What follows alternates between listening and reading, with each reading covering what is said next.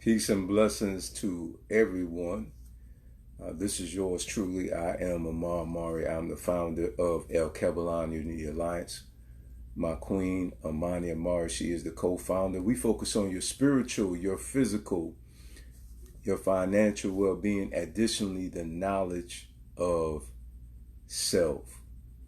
And we want to thank everybody who has went to our YouTube channel, El Kebalan Unity Alliance, and have subscribed. Also, for those of you who follow us on IG, for those who don't know what the acronym is Instagram. I don't want to make that assumption because some are not savvy to certain jargon that's utilized today as it relates to social media. So today's session is going to be about spiritual growth. This will be a series. It will be numerous videos that will address this subject matter. And I also plan on in the near future to have some other individuals on who are more spiritually mature than I, those who have a better understanding of certain spiritual aspects about the spiritual world and this earth realm. Okay, if those of you who don't know, if you just began to follow me, I'd like to tell you the background of my life very briefly. Okay, this will be a brief synopsis of my life, condensed in about approximately 1 minute. Okay, I am a former bishop who have been preaching for a total of approximately, I would say, 18 to 19 years roughly before I began to evolve in my mind. I was involved in miracles, signs, and wonders within the ministry. I wasn't one who had read the Bible and had not seen miracles and signs and wonders. We definitely had got heavily involved in exorcism and things of that nature. So I've actually seen some things supernaturally that one would say that is a doubter, that is spookism or that's fiction. Okay, I've had some spiritual encounters via my dreams, visions. I've seen things actually come to pass. Okay, I had operated in the seer's gift, speaking things and actually seeing those things come to pass that I had spoken by divine utterance. Okay, so just to give you just a brief background of myself about me being a spiritual person, I've seen a person walk before that I prayed for, seen them have a cane. Okay, and after the prayer of faith, the person no longer needed a cane anymore. Okay, I've seen a person and persons instantly healed before my very eyes. Okay, by the prayer of faith. I've seen people healed. Okay. Also, I have seen demonic activity. Okay. Some would like to argue and say it's not. I only can speak on the level of my understanding. From my understanding, it was considered to be a dark force and entitled a demon. Okay, so at that time, that's where I was at in my understanding. So that's what I had an interaction with. Okay, so with that being said, I want to talk about, good afternoon, Queen Mother Rhonda Harrison. Peggy Blaine, thank you for tuning in. My cousin, Tundi, I appreciate you, cousin. Thank you so much for tuning in. Okay, I've had these encounters. So from my personal encounter with the supernatural realm, me praying, seeing things manifest at the altar now that I'm spiritual. Okay, me, myself personally, I'm a novice at Ifa. Okay, it's a Yoruba spiritual system. And I now am one who practices simply following after that which is wise, that which is of love, that which is of peace. That's what I follow after. Okay, I don't subscribe to a specific system, if you will. That's just a system that I have my spiritual basis on that has guided me in my journey on the path of spirituality as of right now. Okay. So I said that to say this. I would love to give some advice to you that's out there. For those of you who are in the same shoes that I am and walking on the spiritual path like myself, who have evolved from religiosity and still being purged from man-made traditions and doctrines and commandments of men, which actually stunts our spiritual growth. A lot of us have been programmed via opinionative teachings that has shaped our thinking and in turn has influenced our viewpoint about certain matters as it relates to religion, right? Now, once upon a time, I used to debate with individuals. I no longer do that. When you grow spiritually, you begin to understand that a person cannot go beyond their mind. Whatever state of mind that person is in, that is the way that they're going to function. It is going to influence their views about certain things. For example, I'm one who knows my culture. I know what people I come from, fortunately, and I'm grateful and I give thanks to Olodumare, the creator, and the Gungun for, and that is my ancestors, because they're in all of our DNA, you know. I thank them for leading me and guiding me to this information and helping to enlighten my mind. Okay? Now, for those who follow after certain religions, they would say that polygamy is wrong.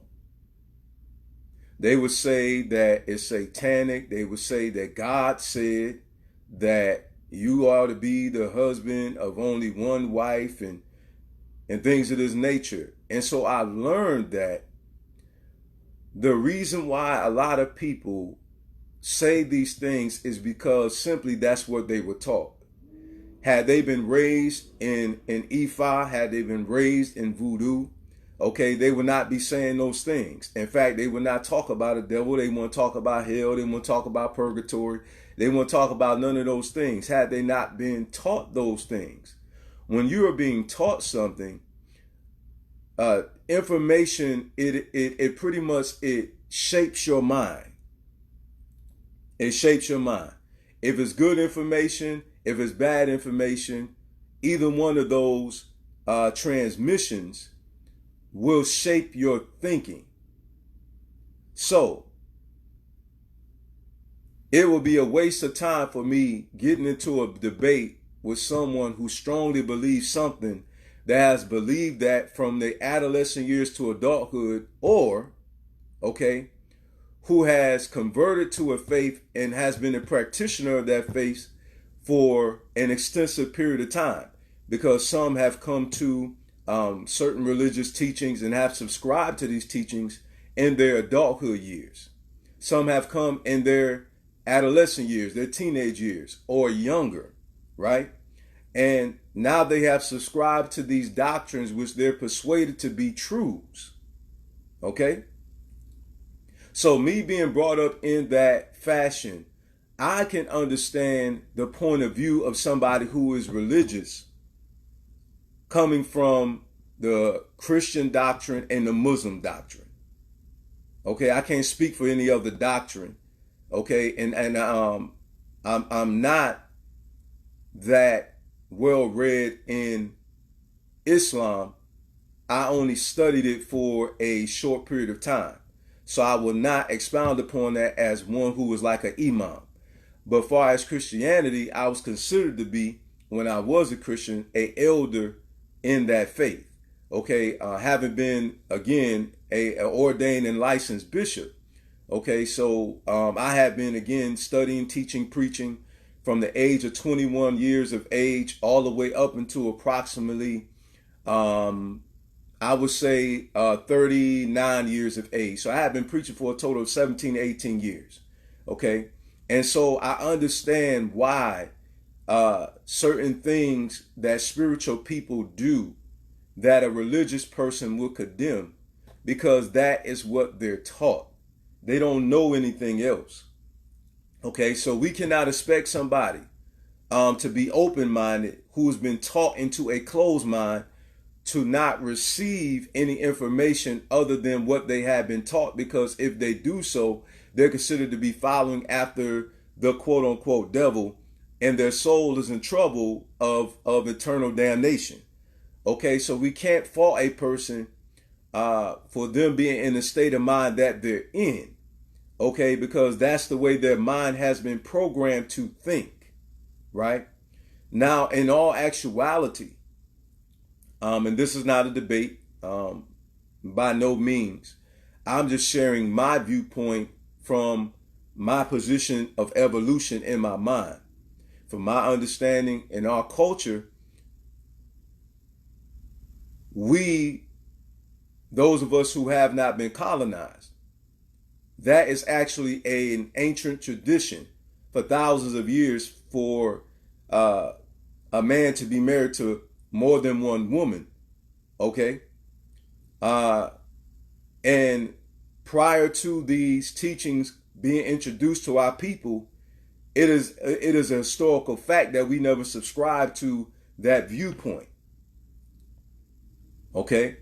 Now, I can only speak from an African perspective, okay, because that's obviously what I am. Okay, so from my standpoint of being Asante and being Yoruba, because that's where my bloodline is traced to, not just via DNA, but also via a family member telling me, one of my elders telling me, I will not disclose the name because this person does not want their name to be disclosed. However, it is a elder in my family who has told me literally where our family comes from via our ancestors who has transitioned, who has revealed to him prior to them transitioning exactly where we come from, even showing Adinkra symbols from Ghana, okay, from our people, the Akan people, okay. So for myself, it is not even arguable with these doctrines because I understand facts. See, for myself, the truth will defend itself. It doesn't need to be argued. Okay? Because first of all, when you're having a sit down with somebody who is coming to debunk what you're saying, not to come into an understanding of what you're saying, but to overthrow what you're saying and to show you that you are in error, what you're doing is unfortunately setting yourself up to get into a quarrel. Okay? Greetings to your Moja. Queen Mother Rhonda Harrison said, yes, I don't debate as well. A person's belief system sometimes can damage them given new evidence / information. And that's what I was going to talk about today, because some people have a conjecture. Okay? And that is to come to a conclusion about something without any evidence. It is called speculation. It's a theory. It's a conjecture. Okay? You look up the word, you'll find the conjecture. You will find out that that's what that means. Okay? And what I've come to find is there was a lot of speculation. Because if you actually question a person who says that the divine being that created all things, if you ask that person, if you ask him or her, what is the gender of this person, I guarantee you they'll give you a religious answer. I guarantee you they will say that God is a he. Now, here's the reason why you will never hear me say and call Olodumare a he or she. I can neither confirm nor deny the divine creator of all things, because I have not personally had an encounter with this divine being called Olodumare. For some, they say Yah, they say Allah, they say God. Okay? And in various African tongues, is different names. Okay, for the one true being that created everything. If you talk to an indigenous uh, native of this continent, now known as America, they have a creation story. They have the name of a creator of all things.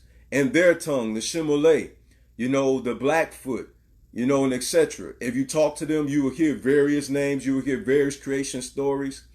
This is the reason why I do not tell anybody what happened in the beginning of creation because I wasn't there.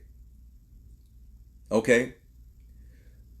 So with this spiritual teacher, you will never hear me even talk about certain dimensions or levels in certain dimensions because I cannot either confirm or deny whether or not that's true or false because I personally have not been there. Okay? I will never argue with somebody when it comes to their experiences. For instance, my cousin Yosef, he's a spiritual teacher. Okay, now my cousin spiritually, from what he says, has been to various dimensions. Okay, so now he can expound on that. He can talk about that. He can teach on that. But for me, I cannot bear witness to those things because I personally have not had those experiences. Now, a witness is one who's called to the testimonial stand, and they are one who has experienced something that either they heard, they seen, okay? They have an experience, so they can come do what? Testify.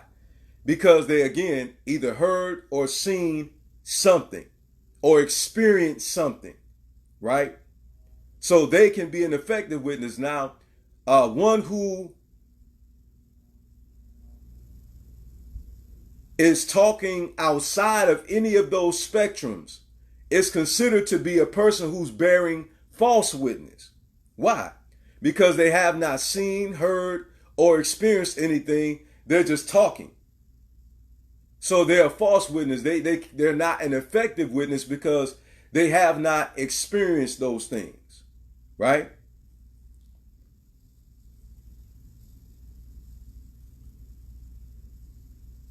All right. Queen Laverne, thank you for tuning in. Metros, thank you for tuning in. Michael Shabazz, my good brother, thank you for tuning in. Queen Mother Rhonda says, I let others either find out for themselves or either keep what they wish. I am in acceptance of what others believe. Okay. Now, this is going to be short and sweet. Please bear with me. When it's a teaching session, you got to allow time to break things down. Some people become very impatient with these.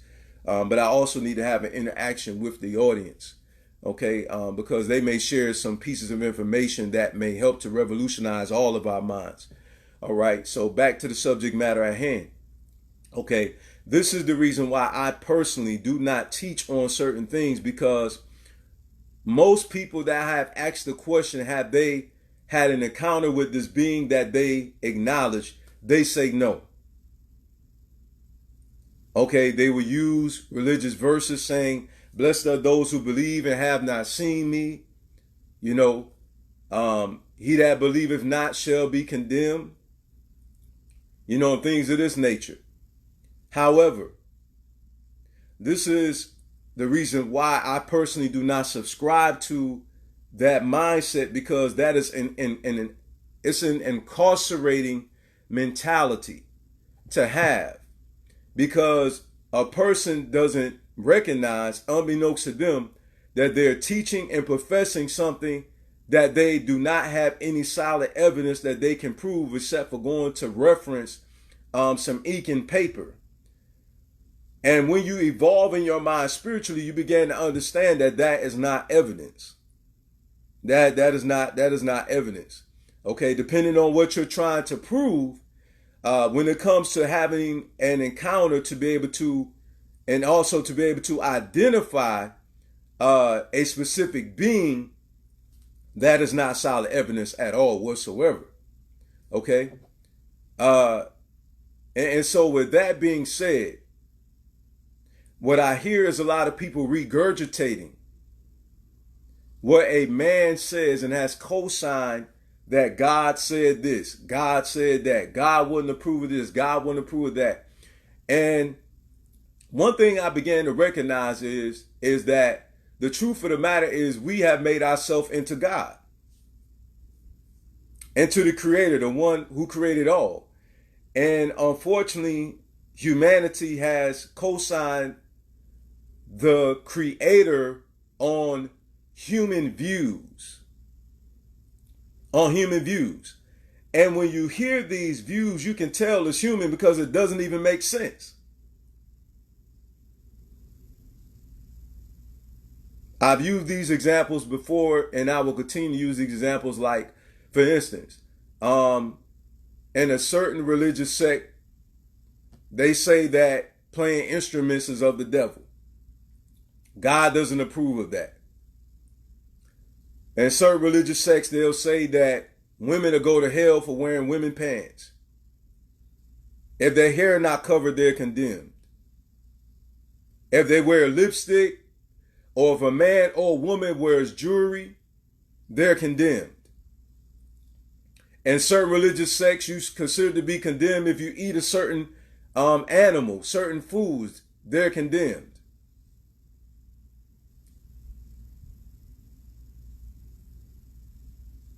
Listening to these various teachings, you can, those of us whose minds are actually free, you can discern and you can sift through man's opinion and what the universe will say, because whatever the universe says is actually universal. It pertains to all humanity. Like, for instance, respecting your parents.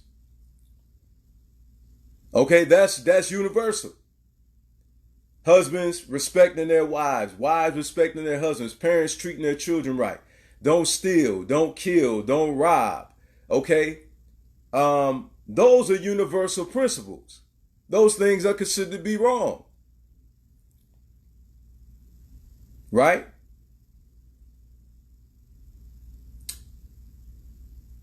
You have some that will get upset because you don't agree with two individuals who are, of the same gender, being involved with each other. Okay. There's just some things that logically shows you that those things are not correct.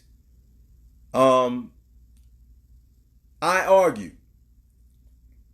And yes, I say argue in this sense because my argument, and not with a specific person, but with that particular doctrine that says you need a book to be able to explain to you how you live your life morally, when a lot of us, we learn how to talk without even hearing our teachers pronounce to us a vowel or a consonant. Okay, we learned by listening and we repeat it, and we started talking because we listened. We learned how to do certain things because we observed. Okay? So a lot of these things we learn without a book or without a school, going to school via academia, even learning these things. With that being said, I don't need a book to tell me that me sleeping with somebody of the same gender is wrong. I don't need a book telling me that. I didn't need a book telling me that I need to honor my mother because my mother instilled that in me. And if I disrespected her, I would be chastised. Physically, sometimes just put on punishment. My mother, she never quoted a verse from any religious book to teach me these things. I didn't learn how to honor my mother and father and my elders, to respect my neighbors, to love my cousins. Not one verse was ever quoted to me for me to be able to understand these things. My mother taught me these things verbally. I didn't even know how to read. I didn't know what an alphabet was. Okay, I didn't even know what a language is or linguistics is or what etymology is. I didn't know how to properly pronounce a word. My mother taught me When I say sit down, I mean sit down. Or she would point. Or she would say, go over here. And you know what I'm saying? By me being trained up, I came into the knowledge of these things without me even understanding what all those other things are before I aforementioned. Before a book was even written, before any of these religious texts were even written, civilization was already established. This is the reason why I say that it's not even debatable with me that I need to read a book for me to understand how I'm supposed to live my life. So it's obvious to me that we don't need literature to civilize us. Our people were already civilized prior to any book was even written, because our elders taught us these things. So when you began to grow spiritually in your mind, you began to understand that these traditions and these doctrines are man-made. A lot of people, they lie, unbeknownst to them. They co-sign the name of this God or the creator of this universe on these things, when really man said that, not the divine creator of all things. When you grow in your mind, you began to understand, now why would this divine being concern his or herself with these things? Why?